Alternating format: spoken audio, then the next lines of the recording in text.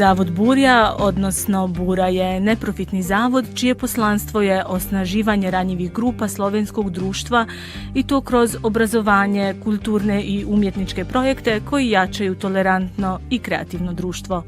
Posebnu pažnju posvećuju pripadnicima manjinskih grupa s područja bivše Jugoslavije. U sklopu projekta Balkan Express, koji financira Javni sklad Republike Slovenije za kulturne dejavnosti, želimo vam kroz seriju podcasta predstaviti osobe, institucije i projekte koji jačaju interkulturalni dijalog na prostoru nekadašnje zajedničke države. Strvinari starog svijeta. Malo je brutalan taj naslov. Pa, zvuči brutalno, ali zapravo strvinari su vrlo nježne i osjetljive i privatne ptice i ono što je mene kod njih fasciniralo nije da to nisam znala prije, ali me podsjetilo kada sam ih krenula malo proučavati, je to da te ptice nemaju ništa predatorskoga u sebi, već strpljivo čekaju da nešto umre kako bi se one nahranile i meni su te ptice zapravo dale jako dobru sliku za moje likove ljudske kojima sam se bavila u svojoj knjizi. Koji su strvinari, ali nisu predatori. Tako. Pa, tako je, da. Nije sad to, ima tu nekoliko paralela, ono što bi se moglo reći da je na simboličkoj razini. To je dvoje ljudi koji žive dosta povučeno, osamljeno, koji jesu na neki način ugroženi zato što ne mogu se nikako uklopiti u suvremeni svijet koji traži ambiciju, trku neku za uspjehom, poduzetnost. Oni žele samo živjeti i raditi nešto od čega će dostojanstveno živjeti, a to se danas već čini kao moment utopije. Ili moment pobune. Pa, da, složila bi se. Da je njihov odabir čin pobune, da žive takav život. Da u stvari pripadaju starom svijetu. Tako je, taj stari svijet, naime, strvinari starog svijeta, to je prva klasifikacija kada idete uguglat bjeloglavog supa, koji, na primjer, obitava na Kvarneru. Prva ornitološka klasifikacija je da su to strvinari starog svijeta. Stari svijet je u ovom slučaju Europa kao stari kontinent. Ali na simboličkoj razini meni taj stari svijet u mojoj knjizi zapravo označava jedan analogni svijet. Analogni koji još tu negdje supostoji sa digitalnim, novim svijetom. Dobro. Dajmo malo na likove. Znači, imamo imamo glavnu junakinju i njen odnos sa dva mrtva lika, odnosno mrtvom majkom, mrtvom prijateljicom i sa živim licem. Pa ti mrtvi likovi su interesantni, naravno. Jesu, da oni su u stvari nisu pravi ili jako čudno će to zvučati, nisu stvarni mrtvi likovi te knjige, već te dvije mrtve žene obitavaju u umu glavne junakinje i ona zapravo još uvijek na neki način tako u svom umu komunicira sa to su njezina pokojna majka i pokojna prijateljica i ona ih u svom umu drži u tom mjestu prostora živih. I kroz to se zapravo ogleda koliko njoj nedostaju žene u životu, jer osim njih nema drugih, nema žena u njezinom životu, samo je otac. Je li Buga zamjerala svome mužu tu nekakvu financijsku nerealizaciju? Mislim da se to može dobro iščitati iz knjige, da. To je nju zapravo, Buga je lik majke, odnosno žene koji je negdje se nazire da je želio život prosperitetniji, bolji. Mislim da ju moja junakinja isto opisuje kao ženu koju su trebali škampe ubacivati u usta. a njoj se nije takav život dogodio i onda možemo, ja dajem te naznake u tekstu da je ona vrlo nezadovoljna zapravo umrla nesretna u svom životu. Da. Ali kćerka nije tako, mislim. Pa nije, ona ima u sebi taj osjećaj da želi, ona zapravo boravi u srcu te njihove obiteljske, ali i društvene traume i negdje ona unutar sebe i povremeno s ocem pokušava raščistiti te stvari iz prošlosti pa i iz njihove sadašnjosti, jer negdje ona ipak želi nešto bolje i za sebe i za svog oca. Mislim, roman dosta i govori i o problemu siromaštva. To je u jednu ruku i društveni ili klasni roman. Slažem se. Da. I to je, mislim, ne znam je li ima puno romana danas takvih u današnje vrijeme koji se time bave. Ja mislim da čak zapravo, makar u Europi i postoji neki manji trend da se autori i autorice bave temom siromaštva i klasnim pitanjem, ali ono što ja biram raditi drugačije je to da je ta tema, kao i sve teme moje knjige, da nisu u prvom planu kao neka šaka u oko, nego da se prikazuju kao nešto, kako bi rekla, to ono za što ja volim općenito umjetnost, i da daje te neke alate da zapravo i suptilno nešto prikazuje, zato što sam i sama naučila gledajući neke filmove, na primjer, ili predstave gdje su najjači impakt na mene imala dijela koje su se nekim temama bavile onako, da je to izgledalo gotovo na usputni način. Tako da onda je i to moj neki pristup tome. Moja namjera je bila da ispišem jednu klasnu priču, ali ne da to bude kao, kako bi rekla, da to bude baš to nešto kao šakom u oko, da progovaram o toj temi, nego da ju prirodno uklopim u portret jednog života na sjevernom Jadranu. Znači, kako bi rekli, nekako dok lovimo mi tim temama siromaštva i to glavni likovi prihvaćaju i klove tuda, ali kad se dođe do nasilja, onda su se pobunili i potukli na ulici. Znači, tu je ipak onaj istup bio protiv toga. Je, mislim, koliko god da su se njih dvoje, a to je posljedica siromaštva, jer oni su po svim parametrima, ono kako bi ih danas nazvali, luzeri u životu, nemaju neki socijalni život, bave se poslom koji nije nimalo ugodan, koji je smrdljiv, prljav, i bez obzira što biraju takav život, svejedno su svjesni da ipak pripadaju nekoj okolini, nekom društvu i da nisu posve odvojeni od njih, i onda to ispada iz njih dvoje upravo u toj situaciji gdje se potuku na ulici kako bi zaštitili jednu mlađu žensku osobu.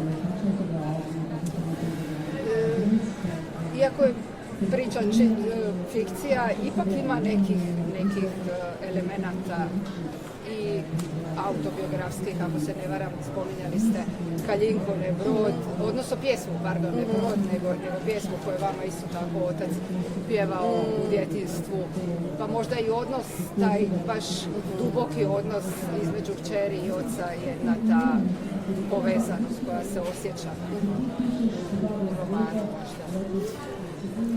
Meni se čini da je to neizbježno, kakva god priča da se gradi kad se ulazi u fikciju. Inače, veliki sam fan fikcije, zato što je to jedno područje slobode kako ja ne mogu okusiti u svom, recimo, svakodnevnom građanskom životu. I fikcija, recimo, da se fino omogućuje da se progovara o nekim temama koje su teške i koje bi možda polučile i autocenzuru kod autora. I neizbježno mi se čini da ne uzimati neke stvari iz privatnog života ili iz priča koje, recimo, sam čula u svojoj okolini. Tako da ti neki momenti, detalji koji se nalaze u knjizi, a koji su moji, mislim, oni u većinu stvaranja te priče zapravo i prestaju više na neki način biti moji, jer služe sada gradnji te priče. Ali da, ono autentično iz čega ja jesam krenula, što je moje, iz čega sam krenula u tu priču, je emocija, iskustvo, vlastito iskustvo odnosa s ocem, koje je bio baš lijepo iskustvo, jednog nježnog odnosa i znala sam da mogu to utkati u ovu priču. Vi ste iz Rijeke i Rijeka je prisutna kod vas. Kako sam ja sad oblikovala pitanje? Koliko vas je ona formirala kao pisca?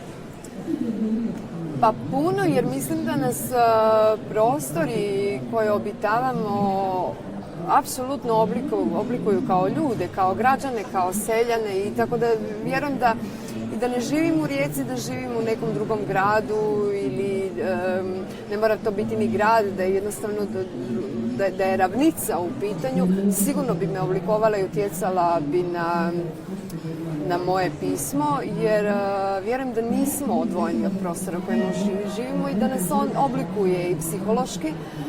Tako da nekako mi je najprirodnija stvar uključiti prostor u književni prostor i zapravo ga još dodatno oživiti, pošto sama nekako vjerujem da su naši gradovi kao živi organizmi, kao, mislim, Rijeka je ovdje zapravo onako prešutni glavni lik ove knjige. A Rijeka ima tu, ja dugo vremena nisam to tako osjećala, kasnije sam u odrasloj dobi spoznala koliko zapravo volim svoj grad jer je neobičan. Znači, kad sam bila mlađa, uvijek sam žalila što moj grad koji je na moru nema tu scenografiju palmi, turkiznog mora i toga svega, nego tako malo grublje, onako mitteleuropski jedan moment, pa italijanski u redu. I nekako stalno mi je falio taj osjećaj dodatni kao nekakvog života na moru kakvog imamo na jugu, recimo, Hrvatske. A onda sam nekad kasnije u odrasloj dobi spoznala koliko se meni Rijeka zapravo sviđa u arhitektonskom smislu, u tom nekakvom pejzaž, to je baš onako mare monti, jedna situacija i vrlo dinamične vremenske prilike. Da, i tu bi svakako rekla da mi je po pitanju osvještavanja Rijeke i uključivanja grada tako aktivno u knjigu, zapravo mi je tu najviše značila knjiga pokojni Daše Drndić Lajka format. Ta knjiga mi je značila i kao čitateljici, i kao građanki, i kao autorici, jer ona je u toj knjizi bavila se Rijekom i bavila se Rijekom na fantastičan način. Baš mi je otkrila moj grad tom knjigom. To sam ja tada osvijestila da želim ja pisati o Rijeci ili o kojem god prostoru koji mi je intrigantan. Da, što ste i osobno poznavali? Jesam, da. Dobro, s tim da ta Rijeka i u ovome, kako bi rekla, je i u ovom romanu, bar sad je ja doživjela onako zapuštena je, zanemarena, oni kruzeri, direktna kritika turizmu, sve ste to uspjeli plesti, isto u backgroundu ove priče.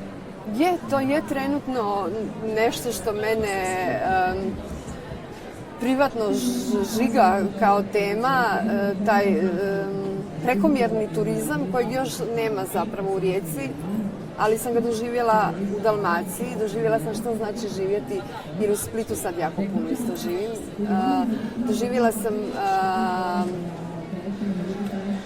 vidjela sam sve oblike devastacije koje se događaju od tog pretjeranog turizma. A u Rijeci i na Kvarneru se dosta potencirala ta priča o kretanju na turizam, ti kruzeri i to sve. To se jako hvalilo, neki novi hoteli na Cresu koji je divlji i tako. I onda sam tu je to diralo moj nerv jer ne želim to svom gradu. Iako je Rijeka zapuštena, ali mislim da joj treba neki drugi smjer razvoja. Mislim da ona i dobro ide u tom smjeru. Treba se ojačati kao luka, treba se ojačati kao studentski, kulturni centar. Turizam je tu usput i u redu, ali zato sam u toj knjizi malo i to provukla kroz tekst jednostavno kao kritiku na nešto što se priželjkuje gradu Rijeci, a ja to svom gradu nikako ne priželjkujem. Kao rođena Splićanka potpuno se razumijem. Samo možda za kraj, jeste li zadovoljni svojim položajem pisca u Hrvatskoj? Malo mi je Monika otvorila tu te teme, ona je vrlo tako. Pa, mislim, ja sam zadovoljna zato što dobro, ja ne objavljam tako često jednu knjigu na nekoliko godina, ali do sad sam bila jako dobro podupirana i od strane ministarstva, tretmanom, u tom smislu mogu reći da sam zadovoljna. Mislim, taj bavljenje pisanjem je zahtjevno samo po sebi, zato što to je posao na koji vas niko ne tjera i niko neće stradati ako vaše knjige ne bude. To Cvetajeva divno kaže da su puno važni, od pjesnika su puno važni i ljekar i svećenik. Pjesnik je onaj nekako zadnji, ali bez obzira znači na tu svijest o tom pozivu, nekako svejedno kad čovjek ipak bira baviti se tim, nekako samo ostaje ideja, nadati se boljem i meni se čini da to za sad, makar u Hrvatskoj, ide u nekom dosta dobrom smjeru. Se promijenila svijest o tome kako moraju biti honorirane neke stvari, kako ne može sve biti u promotivne svrhe, kako pisci moraju isto plaćati svoje račune i obaveze i onda je tu cijeli set nekih poslova koji se rade ne sa tolikim guštom, ali moraju se raditi kako bi ipak se servisirao život pisca. Ali meni se za sad čini kako je to work in progress i da stvari idu nabolje.